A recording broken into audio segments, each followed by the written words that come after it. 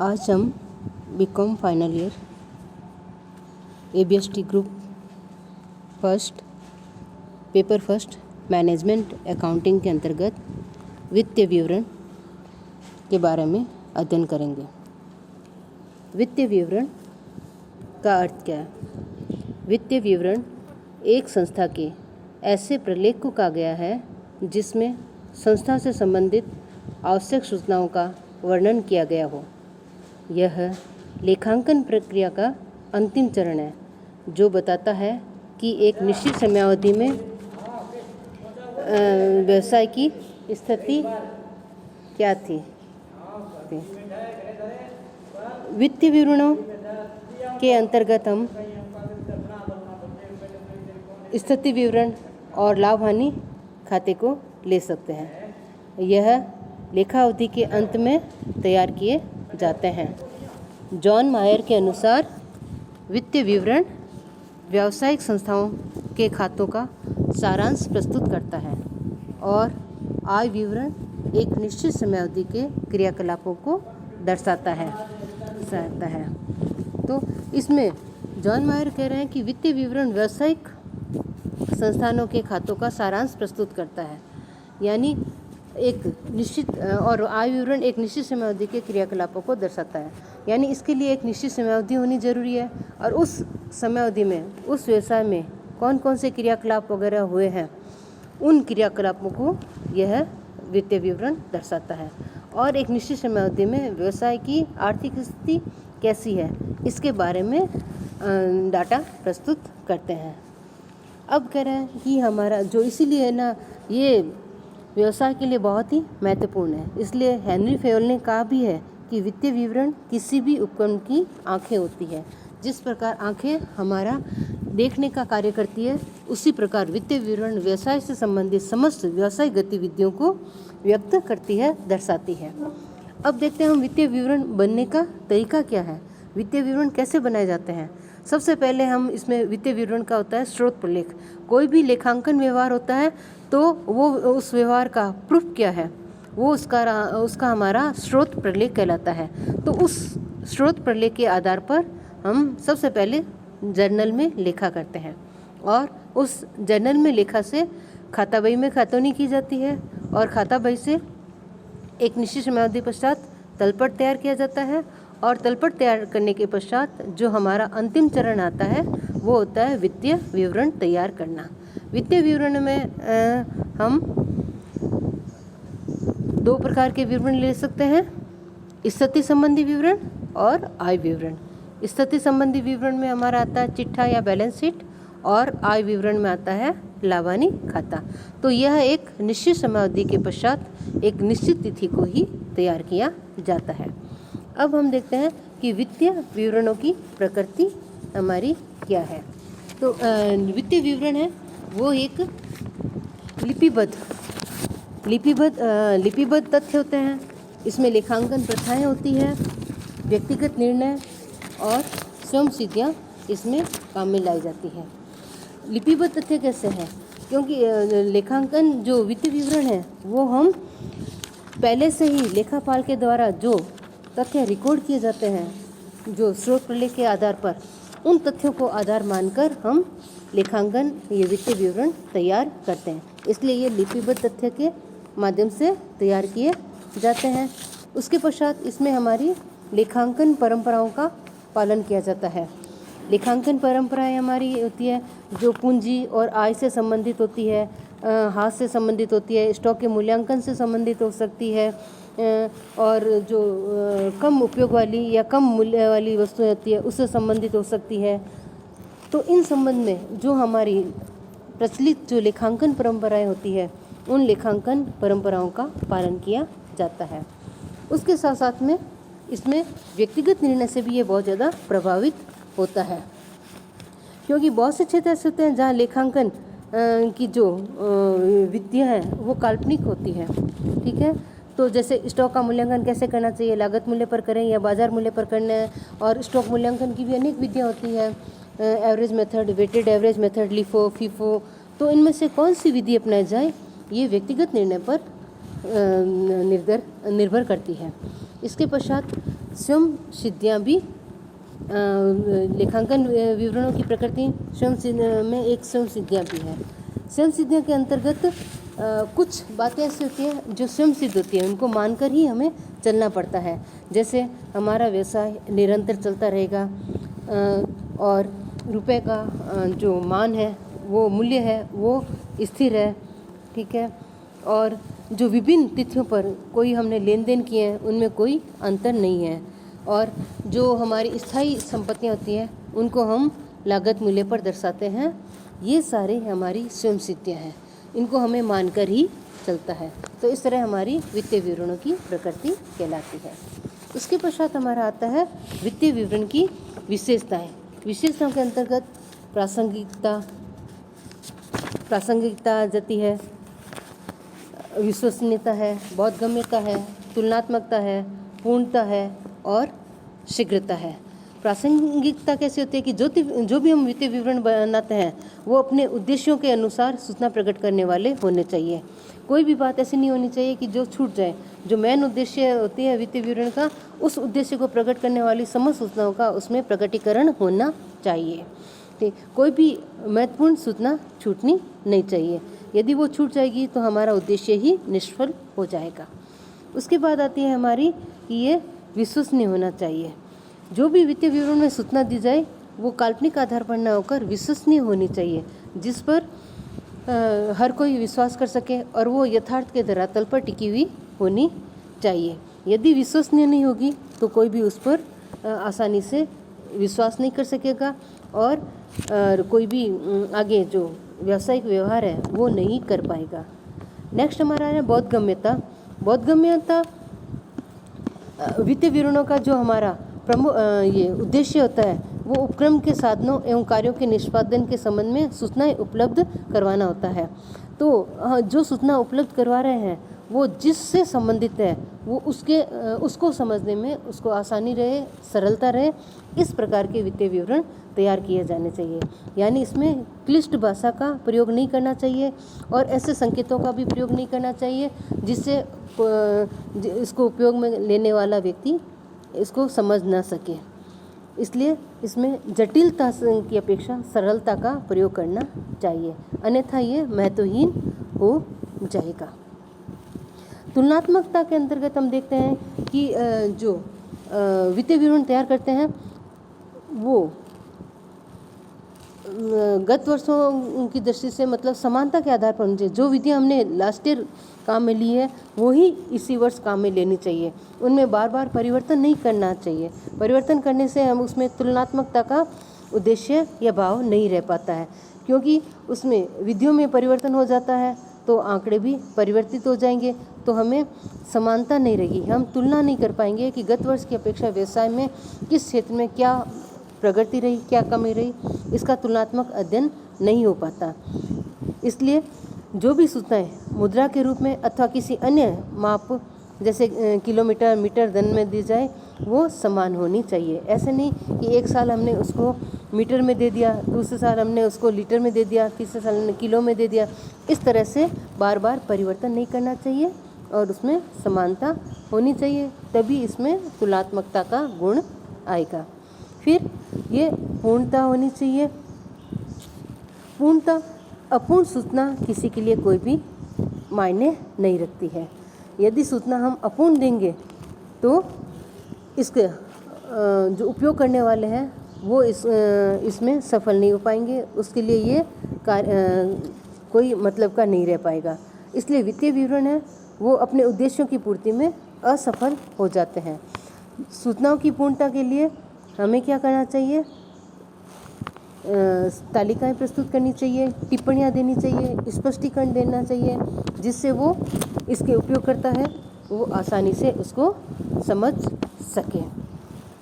शीघ्रता के अंतर्गत है कि यदि कोई कार्य एक निश्चित समयावधि सही समय पर किया जाए तो वो करने वाले और उपयोग करने वाले दोनों के लिए ही उपयोगी होना चाहिए। समय बीत जाने के पश्चात उसका कोई मतलब नहीं रह जाता है। इसलिए वित्तीय विवरण वित्तीय अवधि की समाप्ति पर तुरंत उपलब्ध हो जाने चाहिए।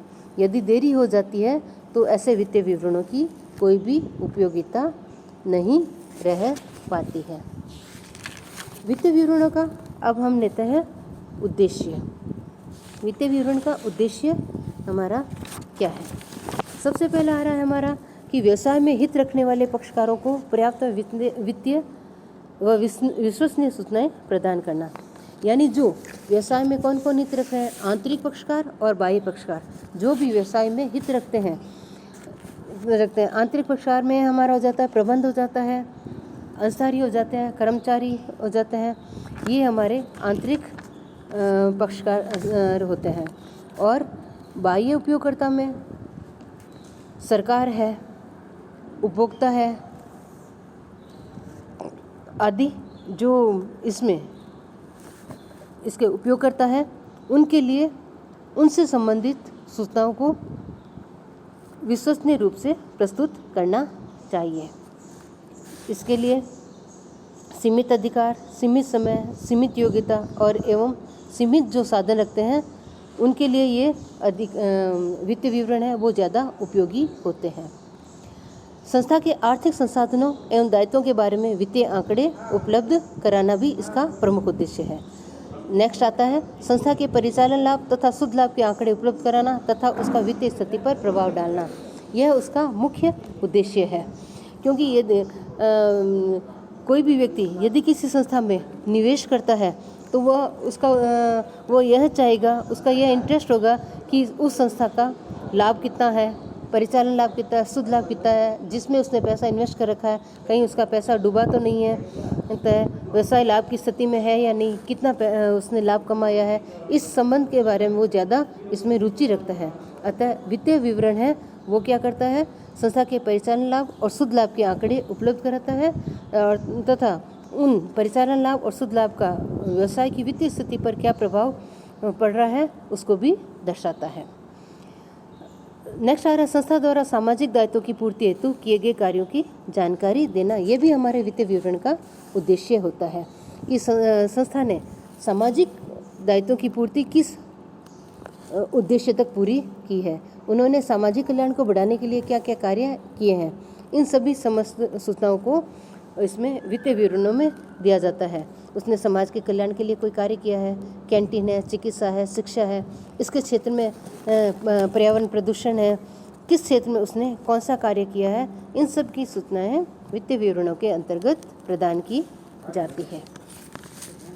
अब आता है हमारा वित्तीय विवरणों का महत्व। वित्तीय विवरण महत्व किन किन के लिए है? प्रबंध के लिए, लेनदारों के लिए, बैंकर के लिए, विनियोजकों के लिए, सरकार के लिए, श्रमिक एवं अन्य कार्यों के लिए होता है। प्रबंध के लिए कंपनी के प्रबंधकों का कर्तव्य क्या होता है कि कंपनी को सुचारू रूप से चलाना और भविष्य संबंधी योजनाएं प्रदान करना। तो इनको पूरा करने के लिए वो किस आधार पर वो योजनाएं बनाएगा और किस आधार पर वो कंपनी को सुचारू रूप से चलाएगा।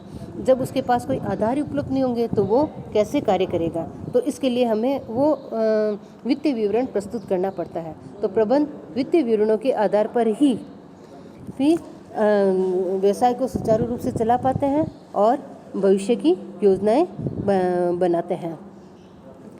तो इसमें जो भी विश्वसनीय सूचनाएं प्रदान करनी होती है या जो प्रबंधकों के लिए आवश्यक होती है वो वित्तीय विवरण प्रस्तुत करते हैं। नेक्स्ट इसमें आ रहा है हमारा लेनदारों के लिए महत्व।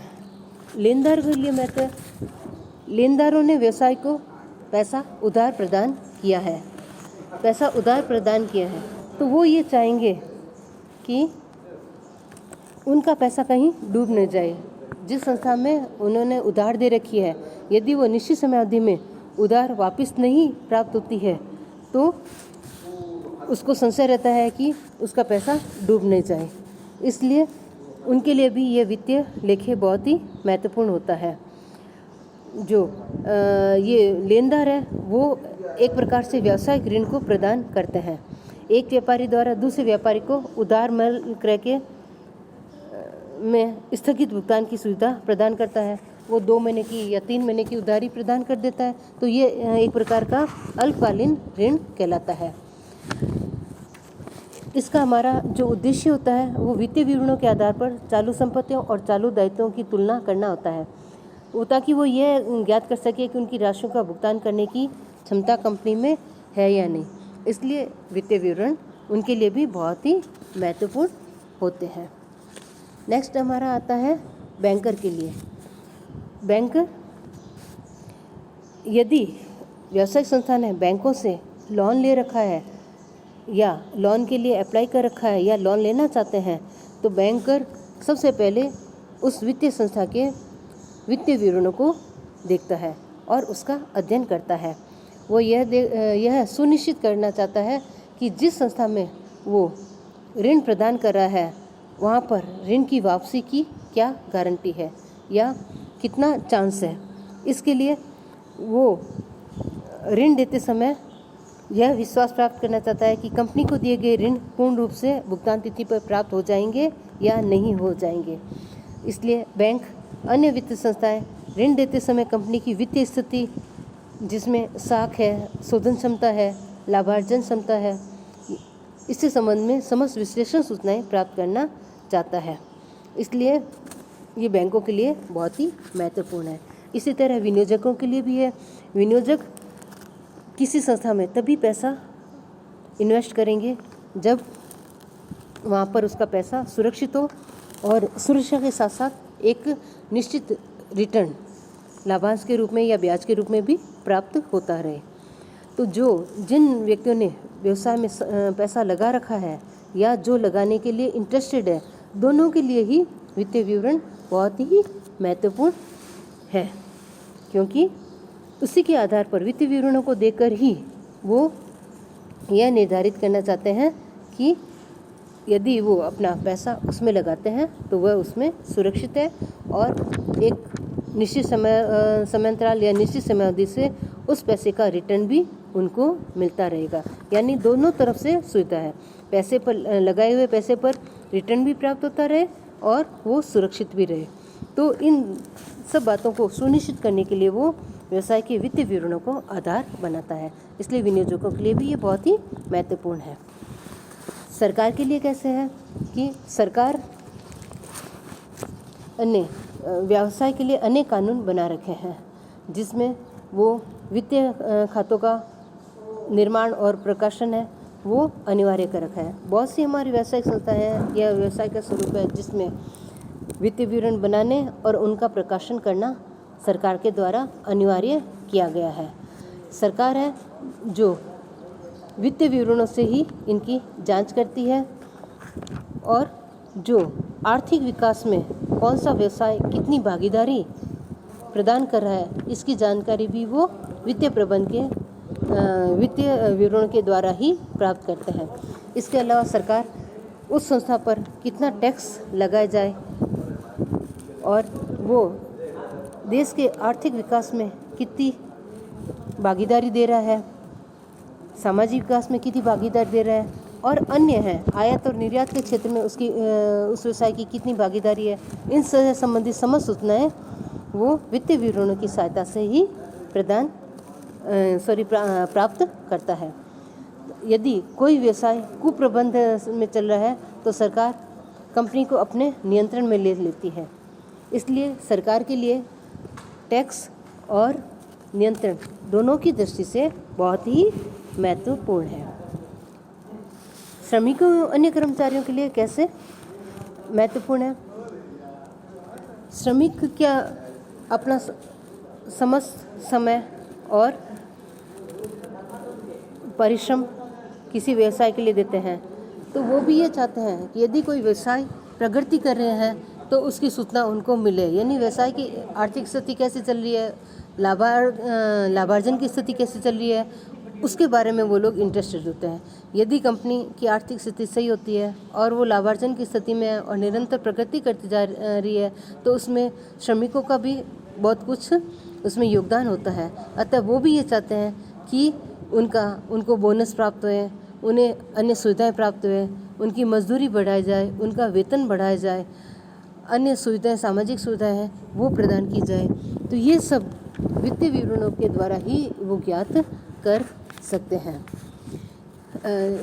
इसलिए प्रगति का ज्ञान वित्तीय विवरण के आधार पर होता है और उन्हीं के आधार पर ये प्रबंधकों के आगे अपनी मांग रखते हैं। इसलिए वित्तीय विवरण प्रबंध लेनदारों, बैंकर, विनियोजकों, सरकार, श्रमिक और अन्य कर्मचारियों के लिए बहुत ही महत्वपूर्ण है।